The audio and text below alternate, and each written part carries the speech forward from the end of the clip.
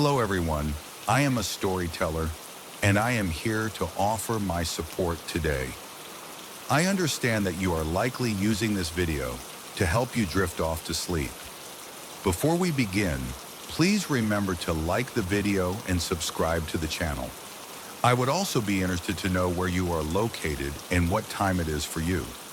Now, please get comfortable and take a moment to relax. Nyack, New York, is a quiet town with charming streets and old Victorian houses. But among them, one house stood out, not for its beauty, but for the chilling stories whispered about it. The Blackwood Manor had been abandoned for decades. No one dared to step inside. The few who did never spoke about what they saw. Some claimed they heard whispers from the walls. Others swore they saw shadowy figures moving behind the dusty windows. In 2023, a young journalist named Ethan Carter arrived in Nyack. He had heard rumors about Blackwood Manor and wanted to uncover the truth. Armed with a flashlight and his camera, he entered the house one rainy evening. The air was thick with dust, and the wooden floor creaked under his steps. The house smelled of damp wood and something old. As Ethan explored, he noticed old portraits lining the walls. Each face seemed to follow him with hollow eyes. Then he heard it, a slow, deliberate footstep from the attic. Ethan froze. His breathing grew shallow. Was it just the old house settling? Or was something up there? He gathered his courage and climbed the narrow staircase. The attic door was slightly open. He pushed it wider and aimed his flashlight inside. The beam flickered, casting eerie shadows on the walls. Then, in the corner of the attic, he saw a figure.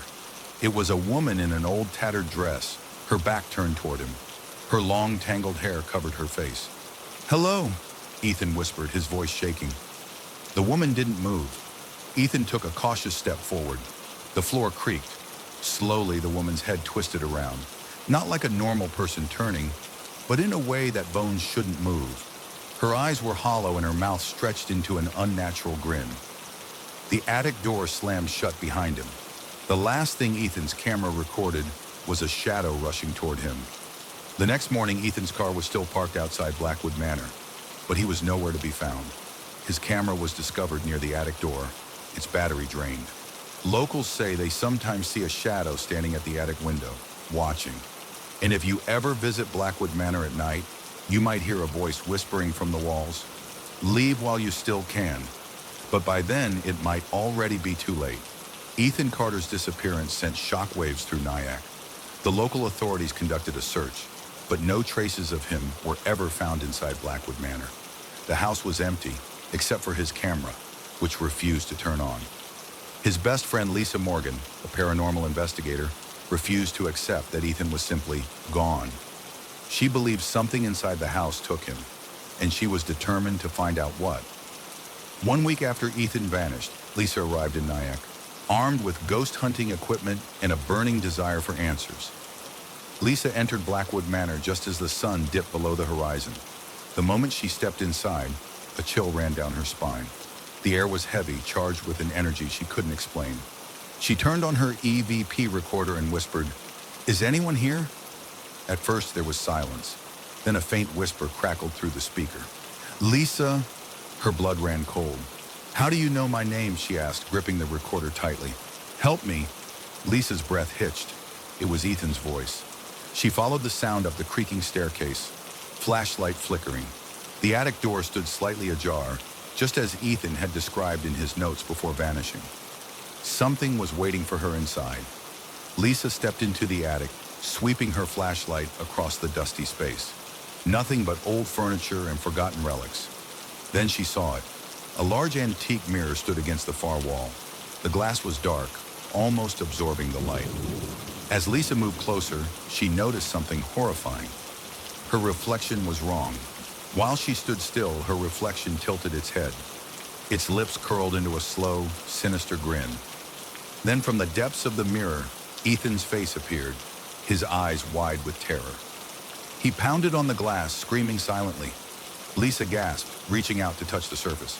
A cold hand grabbed her wrist from inside the mirror. She screamed. The attic door slammed shut. The next morning, Lisa's equipment was found scattered across the floor of the attic. The mirror stood untouched, its glass clear once again. Lisa was gone. Now when people pass by Blackwood Manor, they swear they see two shadows standing in the attic window.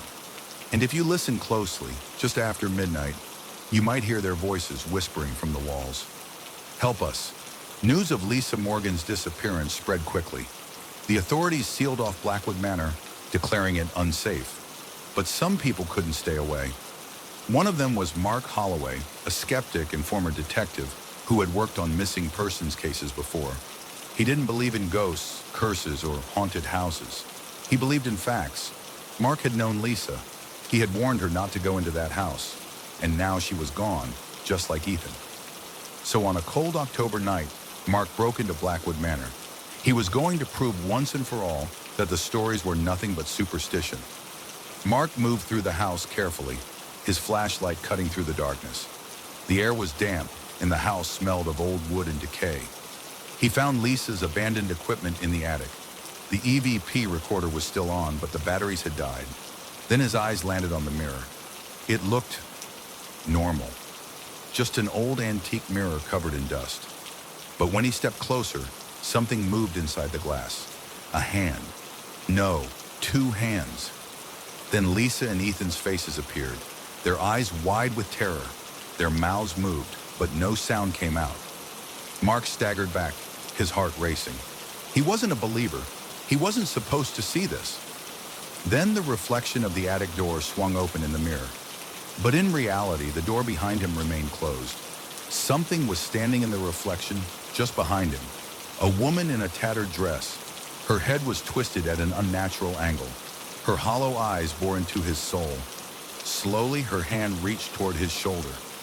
Mark spun around, but no one was there. He turned back to the mirror. The woman was now smiling. And before he could react, a cold, invisible force shoved him forward, straight into the glass. The manor remained silent. The next morning, Mark's car was found parked outside Blackwood Manor. The house was empty. No sign of him, Lisa, or Ethan. The mirror? It stood in the attic, untouched. But if you look closely at the glass, you might notice something. 3 figures trapped inside, their mouths open in a silent scream. And if you ever find yourself near Blackwood Manor at night, don't look into any mirrors, because something might be looking back. Years passed. Blackwood Manor remained abandoned, its doors locked, its windows boarded up. The town of Nyack had learned to avoid it, until one day, a wealthy collector named Victor Langley purchased the house at an auction. He didn't believe in curses or ghosts. He was fascinated by the mirror. Victor had spent years collecting rare and mysterious artifacts, and the rumors about the Blackwood Mirror intrigued him. He had it carefully transported to his private gallery, a grand estate just outside town. But Victor didn't know the truth. He didn't know that the mirror was a prison, and the prisoners inside were still waiting. Reflections of the damned. The mirror now stood in Victor's study, surrounded by dim candlelight. He stared into its surface, searching for any sign of its alleged curse. At first, it was just a normal reflection. Then the air in the room grew cold. The candle flames flickered violently, though there was no wind. Victor leaned in closer, his breath fogging the glass. That's when he saw it. 3 figures standing behind him. Ethan, Lisa, Mark. Their eyes hollow, their mouths open in silent screams. Victor spun around, but the room was empty. His heartbeat thundered in his chest. He turned back to the mirror, his hands shaking. Now the 3 trapped souls weren't alone. A 4th figure was there, the woman in the tattered dress. She was looking directly at him. Her lips moved, forming words he couldn't hear. Then the whisper reached his ear, even though no one was there. "Let us out!"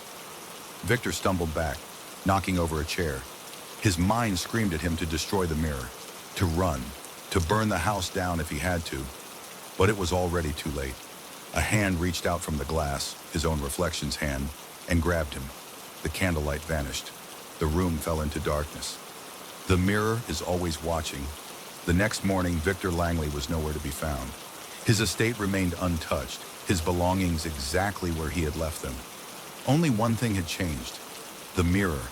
There were now 4 figures trapped inside, and the woman in the tattered dress, she was still smiling. waiting for her next victim.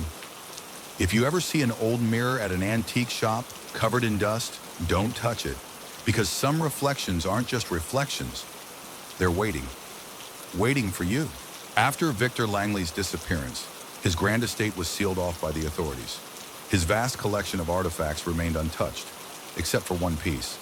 The Blackwood mirror was gone.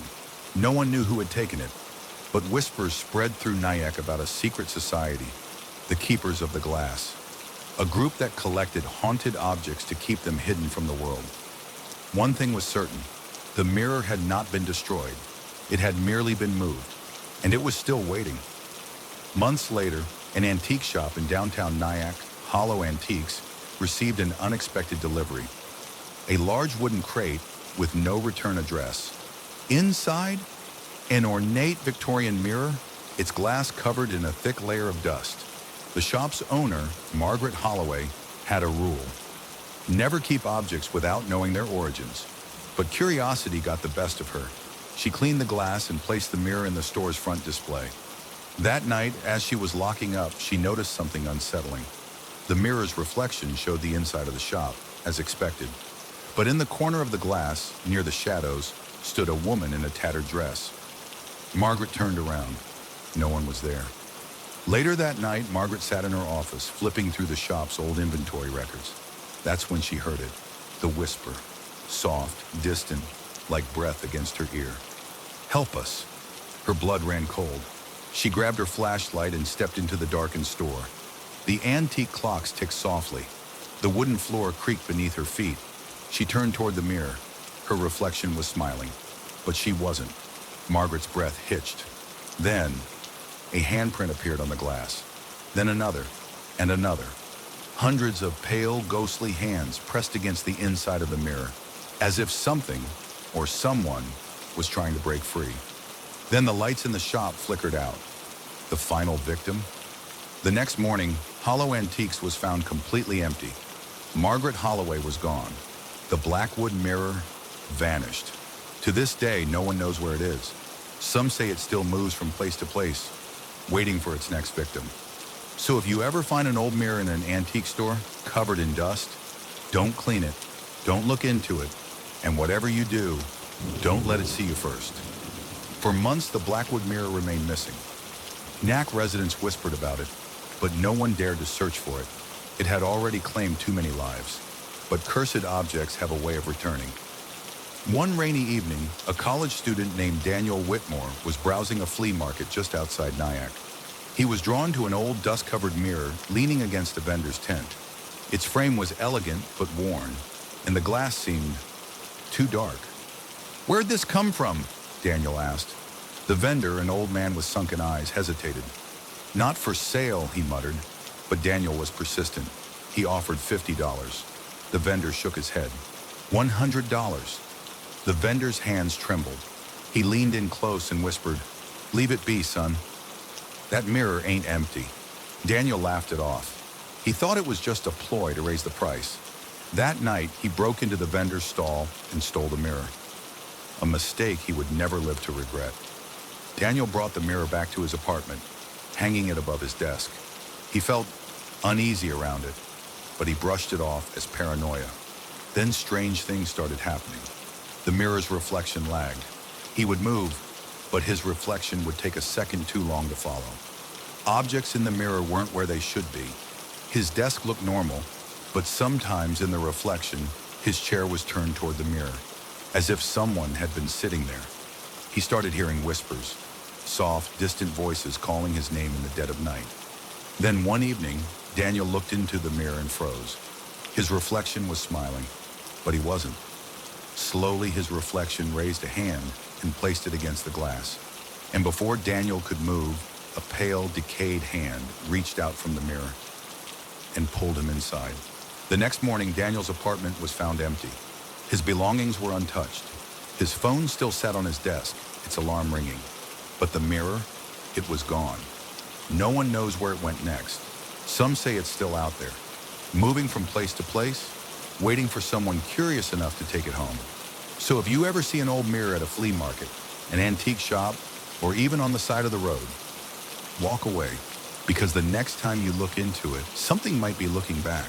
Months passed. Daniel Whitmore was forgotten. His disappearance just another unsolved mystery in Nyack. But the Blackwood Mirror was not done. It reappeared in an unexpected place, a hotel in Manhattan, tucked away in an executive suite on the 13th floor.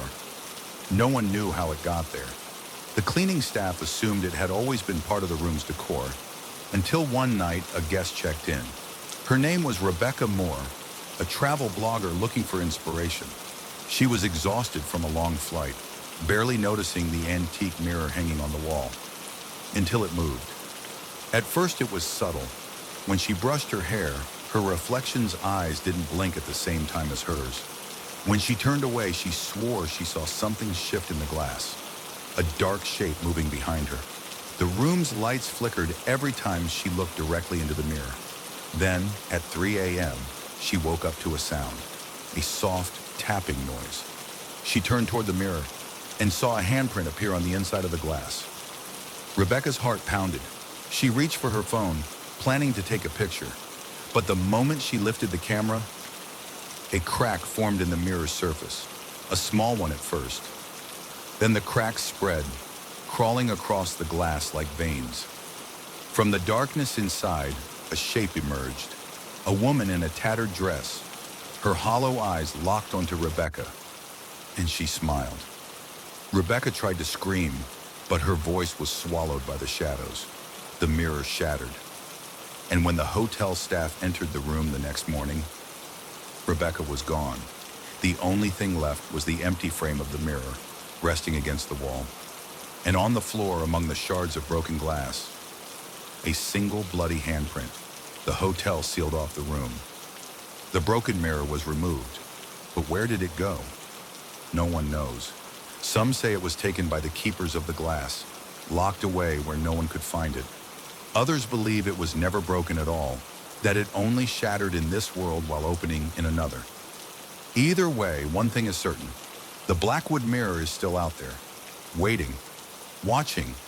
And if you ever see your reflection smile when you didn't, you might already be too late. After Rebecca's disappearance, the Blackwood Mirror was thought to be lost. The hotel disposed of the shattered pieces, believing the nightmare was over. But cursed things have a way of returning. Somewhere in a dimly lit antique restoration shop on the outskirts of Nyack, a craftsman named Elliot Grayson received a strange package, a box filled with shards of old mirror glass. No return address, no note, just a whisper in the air when he touched the glass. Put me back together. Elliot specialized in restoring antiques. He had fixed countless mirrors before, so he thought nothing of it. Night after night, he carefully pieced the Blackwood Mirror back together. But strange things started happening in his shop. Objects moved when he wasn't looking. Tools shifted. Lights flickered. His reflection behaved differently. Sometimes it stared at him even after he had turned away. Whispers filled the shop at night. Soft, distant voices pleading, "Help us. Let us out." But the worst happened on the final night. As Elliot placed the last shard into the frame, the mirror sealed itself with a soft hiss. Then the reflection changed. It no longer showed his workshop. Instead, it revealed a dark, endless hallway stretching beyond the glass. And in the distance, figures stood, watching him, their eyes hollow, their faces twisted in silent screams. Elliot stepped closer, unable to look away. The figures in the glass moved closer too. One of them raised a hand, and Elliot's breath caught in his throat. It was Rebecca Moore. Behind her stood Daniel Whitmore, Mark Holloway, Lisa Morgan, Ethan Carter, the mirror's past victims. Their mouths moved, forming words Elliot could not hear. Then, a hand reached through the glass. It grabbed his wrist. Before Elliot could scream, he was yanked inside. The glass rippled, then settled. The shop was silent. The Blackwood Mirror stood there, whole again. And if anyone looked into it now, they would see Elliot Grayson, trapped inside, his hands pressed against the glass, his mouth frozen in a silent scream. A week later, Elliot's shop was found abandoned. The mirror? Gone. No one knows where it will appear next. maybe an antique shop, maybe a hotel, maybe your home. So if you ever see a dusty old mirror standing alone in a forgotten corner, don't clean it, don't look too long, and whatever you do, don't let it see you first.